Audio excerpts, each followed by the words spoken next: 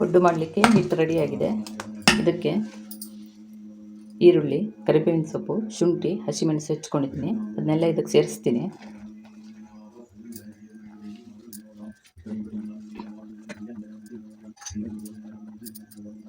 ಸ್ವಲ್ಪ ಈರುಳ್ಳಿ ಬಿಟ್ಕೊಂಡಿದ್ದೀನಿ, ಅದನ್ನು ಪಡ್ಡು ಮಾಡುವಾಗ ಹಾಕ್ತೀನಿ.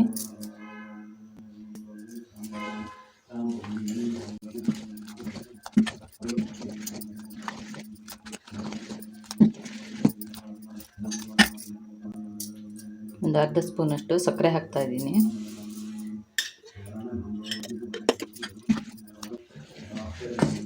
ಈಗ ಹಿಟ್ಟು ರೆಡಿಯಾಗಿದೆ.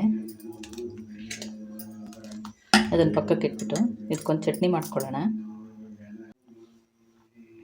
ಪಡ್ಡುಗೆ ಚಟ್ನಿ ಮಾಡ್ಕೊಳ್ತಿದ್ದೀನಿ.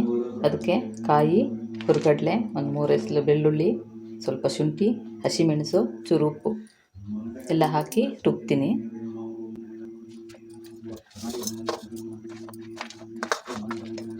ಹುರ್ಗಡ್ಲೆಯನ್ನು ಲಾಸ್ಟಿಗೆ ಹಾಕಿಬಿಟ್ಟು ಒಂದು ರೌಂಡ್ ಮಿಕ್ಸ್ ಮಾಡಬೇಕಷ್ಟೆ. ಈಗ ಹುರ್ಗಡ್ಲೆ ಹಾಕ್ಕೊಳ್ತೀನಿ.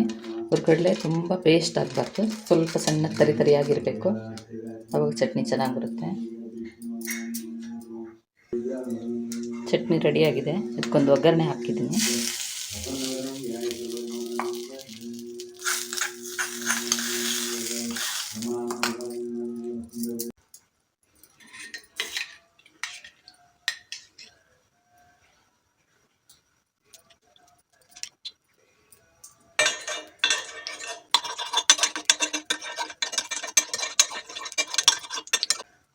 ಪಡ್ಡು ಕಾಲಿಗೆ ಎಣ್ಣೆ ಹಾಕ್ಕೊಂಡು ಪಡ್ಡು ಹಾಕಬೇಕು.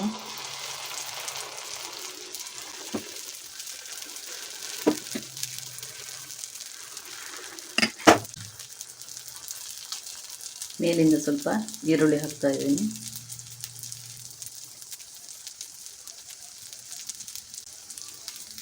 ಇನ್ನು ಮೇಲಿಂದ ಹಾಕೋದ್ರಿಂದ ಪರಿಮಳ ಚೆನ್ನಾಗಿರುತ್ತೆ.